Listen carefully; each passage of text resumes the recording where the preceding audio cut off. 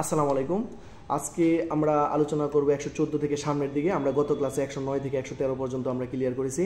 আমরা সরাসরি 114 দ্বারা কি বলছে, অর্থাৎ কোনো অপরাধ সংগঠনকারী ব্যক্তি যদি উপস্থিত থেকে উক্ত অপরাধটা কি করে, সহায়তা করে। এখন একটা জিনিস আমাদের এই জায়গা থেকে 114 থেকে মনে রাখতে হবে, যদি কোনো ব্যক্তি সহায়তাকারী হিসেবে উক্ত ঘটনাস্থলে উপস্থিত থাকে, সে কিন্তু তখন সহায়তাকারী হিসেবে বিবেচিত হবে না। প্রশ্ন আসতে পারে এখান থেকে যে কোনো ব্যক্তি যদি অপরাধ সংগঠনের সময় উক্ত স্থানে উপস্থিত থেকে কাউকে কি করে, পরিচিত করে, তাহলে সেই ব্যক্তি কি হিসেবে বিবেচিত হবে? সে কি আসলে প্ররোচনাকারী হিসেবে বিবেচিত হবে নাকি সংগঠনকারী হিসেবে বিবেচিত হবে? আমাদের এখানে মনে রাখতে হবে 114 দ্বারা দিয়ে যে উক্ত ব্যক্তি তখন সংগঠনকারী হিসেবে কি হবে, বিবেচিত হবে। এখন আমি একটা উদাহরণ দিই, তাহলে আপনারা এই বিষয়টা বুঝতে পারবেন। এখন মনে করেন গ্রামের একজন চেয়ারম্যান, সে একটা জায়গায় উপস্থিত আছে। এখন দুইজন ব্যক্তি একটা বিষয় নিয়ে ঝগড়া লাগছে, সে একজনকে উস্কানি দিল, অর্থাৎ পরিচিত করলে যে তুই মেরে ফেল, ওকে মেরে ফেল, আমি পরে এটা বুঝতেছি।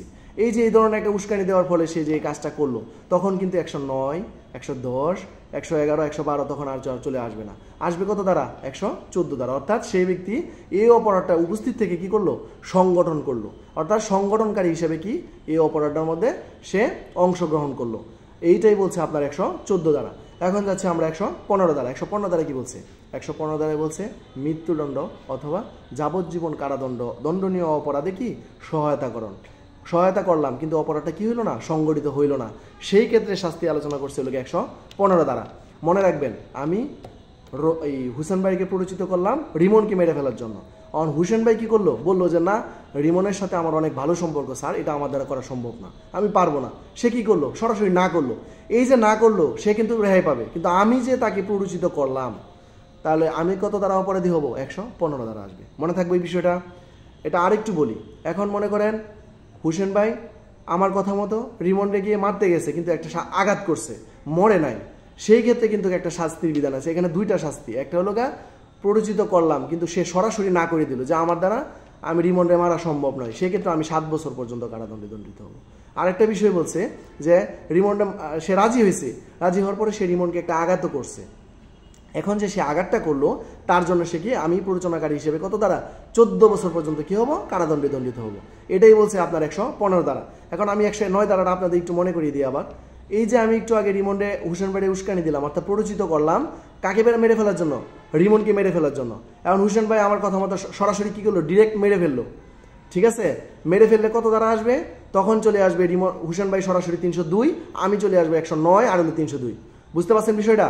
আবার কি, হুসেন ভাই উস্কানি দিলাম, সে কি করলো, সে রিমন্ডে মারার পরিবর্তে, এই যে বিষ মিশিয়ে রিমন্ডে মারার পরিবর্তে আরেকজনকে মেরে ফেললো।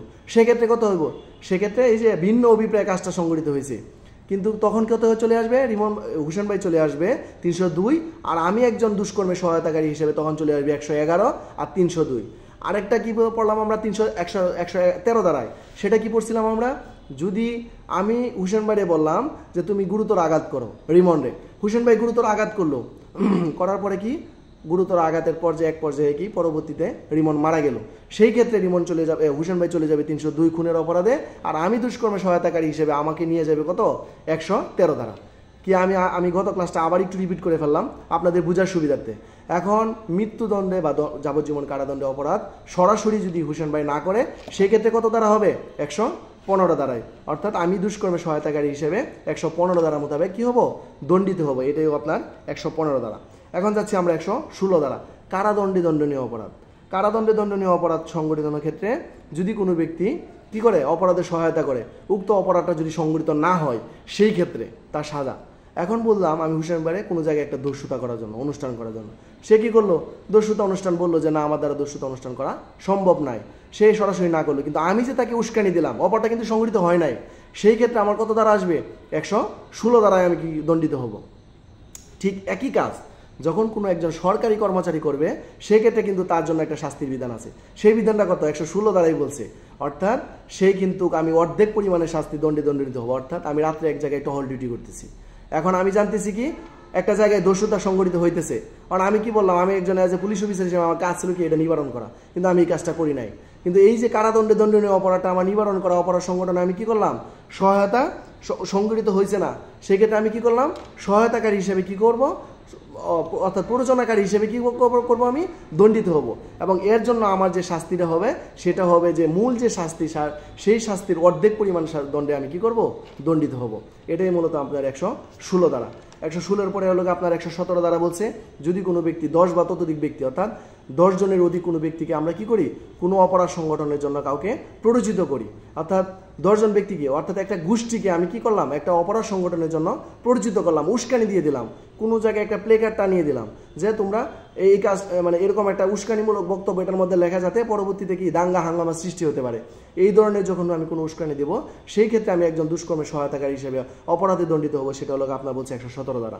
আর 118 দ্বারা কি বললাম আমরা, সরকারি কর্মচারী অর্থাৎ 118 দ্বারা হলো মৃত্যু বা যাবজ্জীবন কারাদণ্ডে দণ্ডিত ও দণ্ডনীয় কোনো অপরাধ ষড়যন্ত্র গোপনকরণ।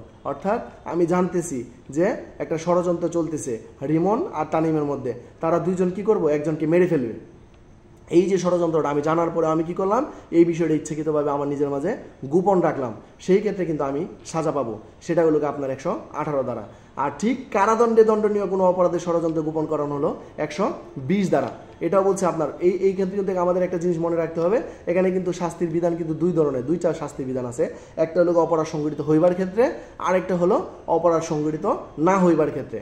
আর 119 দ্বারা বলছে, সরকারি কর্মচারী যদি কোনো অপরাধ সংগঠনের ষড়যন্ত্র গোপন করে, তাহলে তার শাস্তির বিধান আলোচনা করছে 119 দ্বারা। আশা করি আমরা আজকে 120 পর্যন্ত অপরাধের সহায়তার যে লাস্ট অধ্যায় অর্থাৎ লাস্ট সর্বশেষ যে ধারাটা 120, আমরা এই পর্যন্ত যে আলোচনাটা করলাম, প্রথম থেকে আমরা 107 থেকে যারা 120 পর্যন্ত ক্লাসটা ভালো করে শুনছেন, তাদের মধ্যে আশা করি এখান থেকে যে কোনো ধরনের প্রশ্ন আসলে আপনারা পারবেন। আর সবাই আজকে এই পর্যন্তই, সবাই ভালো থাকেন, সুস্থ থাকেন, আল্লাহ হাফেজ।